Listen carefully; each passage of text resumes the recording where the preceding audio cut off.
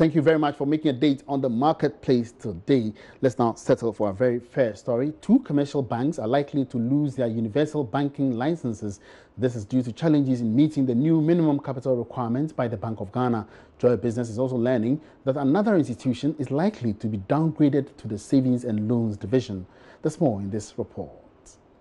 The 2 banks that are struggling to recapitalize are expected to be taken over by another bank, that is if the central bank go ahead to finally withdraw their licenses. These banks were also having some other challenges that we cannot independently establish. This plan would ensure that an avenue is provided to pay off depositors that might want to withdraw their money, that is if they're not pleased with the whole deal. This proposed deal can also ensure that the jobs of these banks, which could be described as not so significant, are not affected. Another universal bank is also likely to lose its license and possibly be downgraded to a savings and loans company.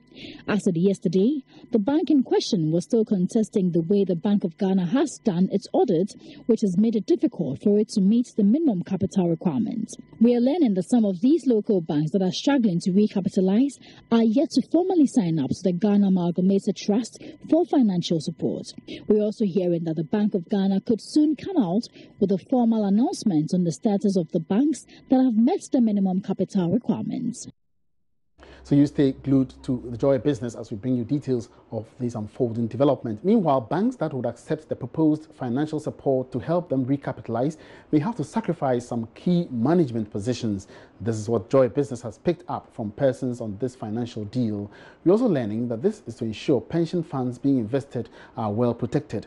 But how prudent is this proposed strategy? Let's hear from financial consultant Charles Mensah. Basically, government or Bank of Ghana is getting government to go in there with equity instead of bailing them out with loans. Once you go in there with the equity, you then will be able to help shape up some of the management practices that may have caused the profitability to go down in the past, and then also get some attraction in terms of new business lines, as well as possibly new investors coming on stream down the line. Some are saying that it's a little bit too stringent and too tough, because if possibly you push for a management change just because of this equity, I mean, some are saying that that's not good. What do you say about that one? I am not sure, for the want of a better word, that it's not good because you are going to change. Look, people change for a reason.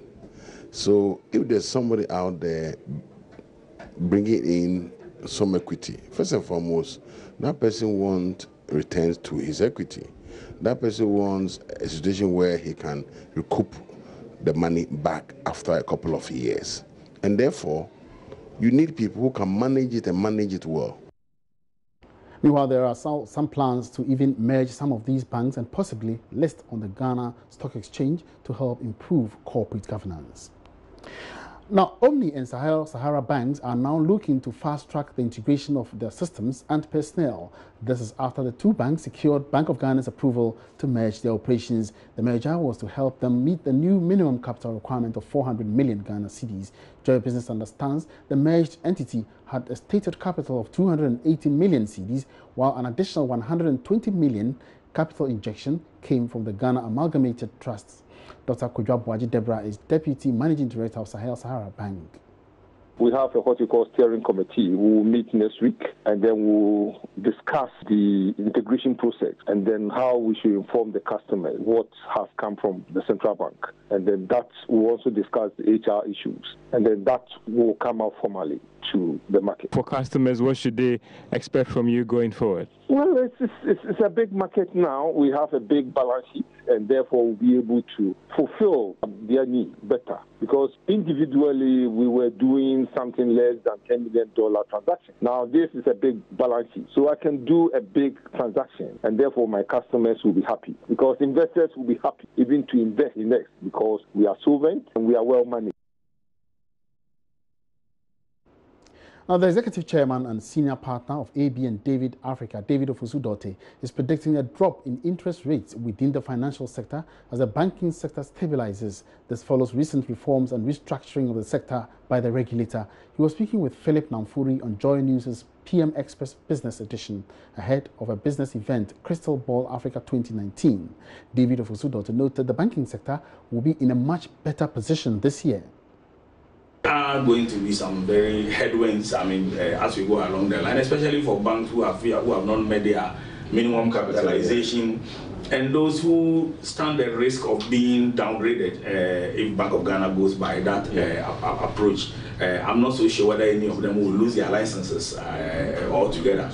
So that may be the bad news. But for businesses, and I like to focus on businesses, what does this bad news mean? If, for example, you are saving or you are rather running your business with a bank which hasn't met its capitalization, or which hasn't got the wherewithal to be able to finance your transformation as Africa transforms, then it becomes a threat.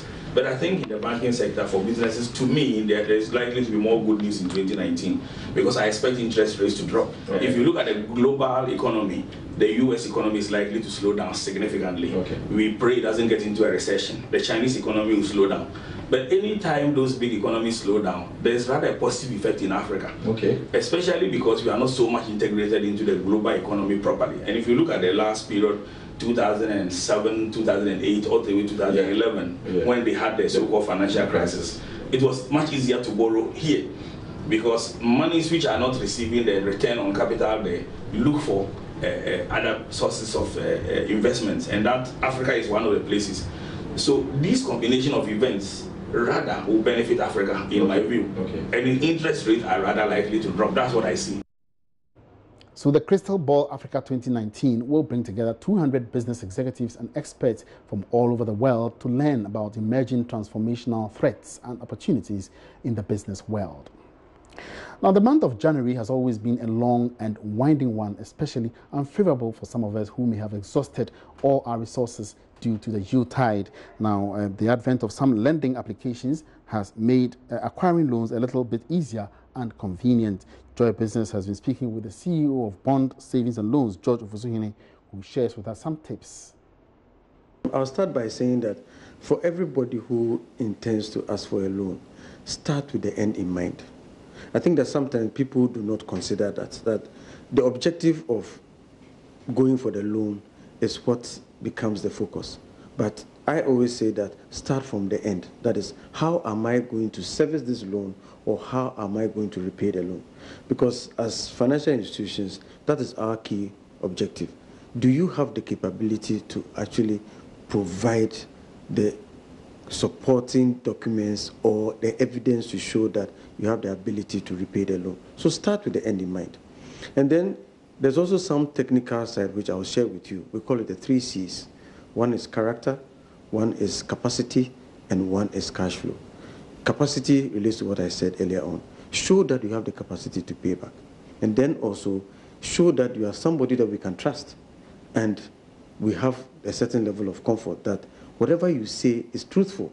Because at the end of the day, you can give us information that you know very well that that is not true. But then if you have good character and you are able to explain clearly what it is, it makes it easier for us to give you the loan. Then the last thing is cash flow. Everything is based on cash. Some time ago in business school, we used to talk about the fact that cash is king. Now what we say is that cash is oxygen. Cash is what drives everything. So if you are going to ask for a loan, show that you have the capability to generate the cash flow that makes it possible for us to consider the loan. The last thing I'd like to say is that time and again, I advise people to ensure that you are actually dealing with an institution that understands your business. It's not enough to just go through the process of shopping around. We are sometimes driven by a certain arrangement. That is, oh, this loan is at a certain rate. So the best thing for me to do is to go for that loan. Okay. Now, if the customer doesn't understand the institution that it's dealing with, and the institution doesn't understand the customer, sometimes there are issues. Because you know that it's not every time that whatever you have planned will actually, come out as expected. Sometimes there are hiccups in business. Sometimes there are even delays in receipt of receivables. If you have an institution that understands you and you understand the institution, that's the time that there is a certain level of agreement and becomes easier to manage. And those were some relevant financial tips from the CEO of Bond Savings and Loans. Let's now turn our attention to aviation. And Ghana Civil Aviation Authority, GCAA, is again cautioning the public not to fly with Chicago-based airline Ghana Global Airlines. This was after the airline began advertising its scheduled flights from Chicago, USA to Accra. But the Ghana Civil Aviation Authority is insisting the airline has not got the approval to fly directly to Accra. Simon Alote is Director General of the Ghana Civil Aviation Authority. The requirements are different for a foreign airline wishing to fly to Ghana. What happens is, by international treaty, by the Chicago Convention, you just can't fly from your country. Let's say a flight from UK, a UK airline cannot just fly to Ghana. We have to have an agreement between the two governments, which we call a bilateral air services agreement. And within the air service agreement, we detail what operations are allowed and the type of aircraft, the frequencies, whether you can use any aircraft, number of times you can fly a weekend. So all these are spelled out. And also before that foreign airline commences operations to Ghana, it has to be officially designated by the country, usually through the aeronautical authorities and the foreign affairs to us. And as part of the air services agreement, there are some requirements we need to be satisfied before we allow the airline to fly. Just as the US also requires certain requirements before you can fly, we also have those requirements before you can fly out to Ghana. Our safety team will have to inspect the foreign aircraft, inspect its maintenance base, inspect its licenses, authorizations, certificates, approvals issued by their Civil Aviation Authority to make sure that it conforms to international standards. And in business news elsewhere on the globe, a U.S. delegation is expected to visit China next week for talks aimed at diffusing the trade war between the world's two largest economies. The closely watched meeting follows a dismal week for U.S. markets, with losses fueled partly by trade fears. Last year, China and the U.S. imposed tariffs on more than $300 billion worth of each other's goods. This will be the first face-to-face meeting since the two countries agreed not to impose new tariffs for 90 days. Fears that the Sino-US trade war would sap world growth stirred up risk-sensitive assets in 2018, driving a surge in volatility and sending major stock markets deep into the red. Analysts now expect the two economic giants to find some common ground in their dispute, with impetus possibly coming from weak stock markets on both sides. However, there are less than 2 months left in a short negotiating window, and recent data suggests the standoff is taking an ever greater economic toll. A survey from the Institute of Supply Management on Thursday showed U.S. factory activity hit the brakes in December as new orders slowed sharply. U.S. President Donald Trump and Chinese President Xi Jinping agreed to the temporary truce on 1st December on the sidelines of the G20 summit in Argentina. President Trump initiated a trade war over complaints of unfair Chinese trading practices. He campaigned on a pledge to make trade fairer for U.S. and to help American manufacturers. It's live on the marketplace. Let's take a look at a major story today. And government is expected to announce winners for some of the country's oil blocks located offshore in the western region, western offshore basin by August 2019. This came up at the final validation from the licensing round, bid evaluation and negotiation committee.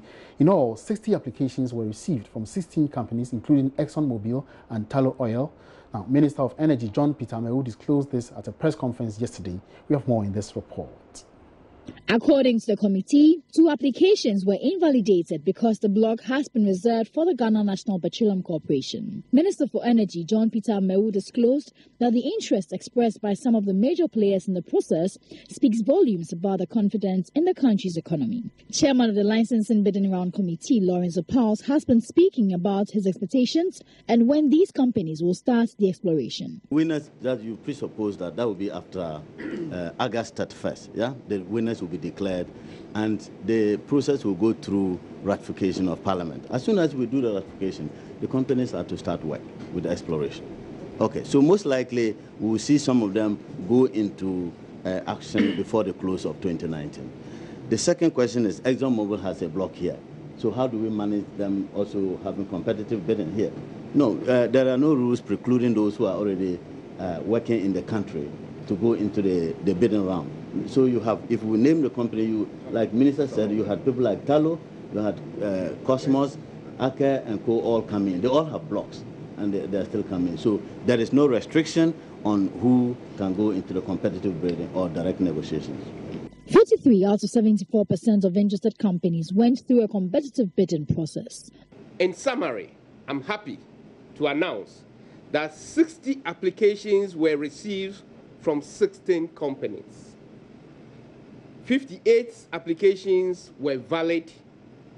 Out of this, 74%, equivalent to 43, were interested in competitive bidding, and 26%, amounting to 15, were interested for direct negotiation. Ladies and gentlemen, 2 other applications from Block 1 were invalidated. The 2 companies that have been invalidated will have an opportunity to discuss a partnership deal with the Ghana National Petroleum Corporation, GNPC. Ibn Sabute's report for Joy Business. Meanwhile, on this same development, Executive Director of the Kumasi Institute of Technology and Environment, Ishmael Jukumhene, has hinted the participation of firms like Talo, ExxonMobil and Cosmos Energy in the latest round of bidding for oil blocks in the Western region is going to affect the final selection criteria. There are some concerns that since these companies already own oil blocks in the country, they should have been prevented from applying for more stakes. My colleague Ebenezer Sabute is joining us live and will be getting more details from the energy experts. Ebenezer. Hi, Ima. All right. Hello, Emmanuel. Yes, so take it up. What are you finding out from the energy experts? So I'm here with the Executive Director of the Kumasi Institute of Technology and Environment, Ishmael Jukumhene, and he will be speaking to us on the 16 oil companies that have, expressed interest to take up the block. Good afternoon, sir, and welcome to the marketplace. Good afternoon. So like I was asking you earlier, the coming in of these already existing companies in Ghana's oil field, the ExxonMobil, Talo, Cosmos, would they have any influence on the market or the criteria for selecting the companies? Technically, there has to be some ground rules before they start the whole process so that it doesn't become subjective. But we can also discount the fact that some of them are very big players in the industry, and there's something we call track record, and having demonstrated their capability to develop fields in sometimes very difficult areas. And especially for those who are already with us here, the Talos and the Cosmoses, they have demonstrated that they can develop those blocks and strike oil. So technically it shouldn't, but based on their track record, and since this is competitive bidding, they should be able to, and having come into the country and having worked in the blocks, some of the blocks that they already have, they should be in a position to demonstrate that they are more competitive and better placed to be awarded those blocks. So in the interest of fairness, it shouldn't bias the process. That's why right from the beginning, the criteria for selecting them ought to be outlined. Everybody should know what is going into the pre-selection. But you can't discount the fact that these are people who have also demonstrated that they can do it, or they've done it in our situation, and probably deserve to be awarded more blocks to develop. But again, it's important that shouldn't bias the process. They should be awarded. For example, if the new entrant is demonstrating the capability that they've done it somewhere, and that they've proven that they are producing X number of barrels and they have the financial muscles to develop the fields, the fact that others are already here shouldn't be used as a criteria to disqualify them. But you think the rules should be adjusted a bit, or it shouldn't be adjusted a bit, because one will say you are already in it, so you know where you can get oil and where you cannot get oil. We are a new company, we are not coming in. So they should adjust the rules a bit for those who are existing here already as against the new entrants. No, I'm not sure anybody knows with absolute certainty where the oil is. If we knew, I'm not sure Ghana should even advertise. We should just send our GMPC people there and look for money to develop. But I think the seismic data that suggests where the oil could be discovered are available to everybody who is bidding. So I don't think there should be any adjustment to the process. I think the only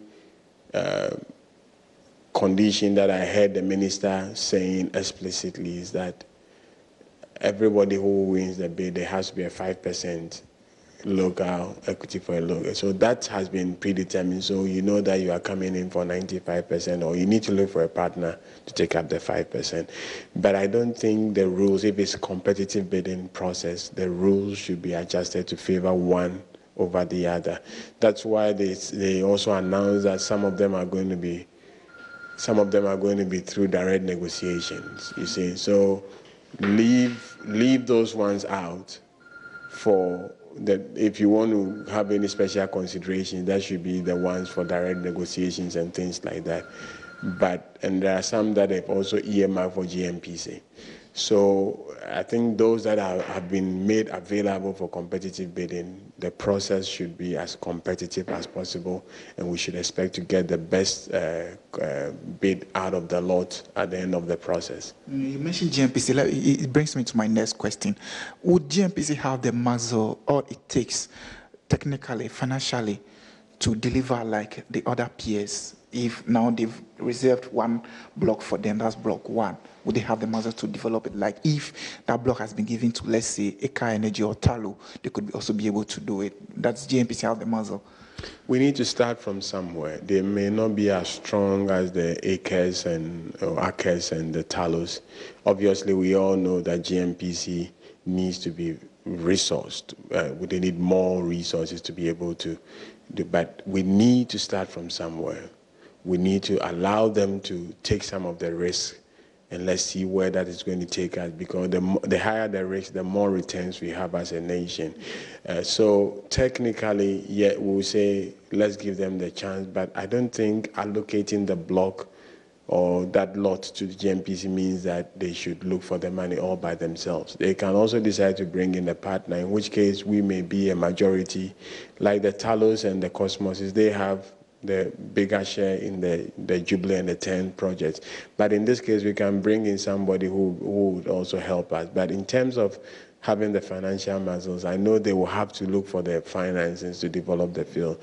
And we need to be prepared to allow them to take some of the risk, because if you consider the fact that if you sink one hole, one well, and you don't hit oil, you're talking about $50 million.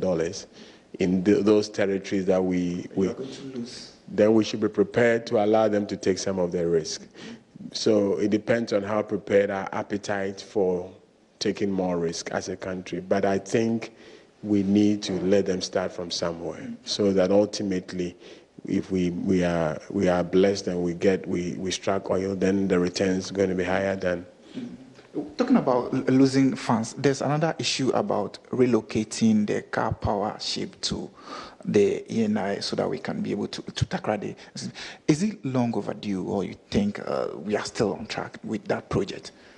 That the car power ship, from where I sit, ought to have been in Takoradi by now. At the beginning of last year, when the PRC was fixing the tariffs, one of the assumptions was that the car power was going to have gone